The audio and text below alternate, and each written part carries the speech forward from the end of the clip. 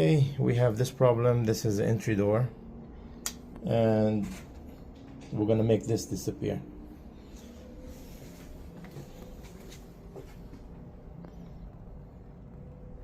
Okay, after we stripped it out, we took it to this, and we're gonna fix it.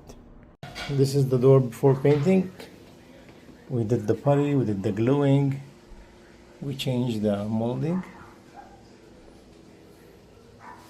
Now the door look like this, all brand new.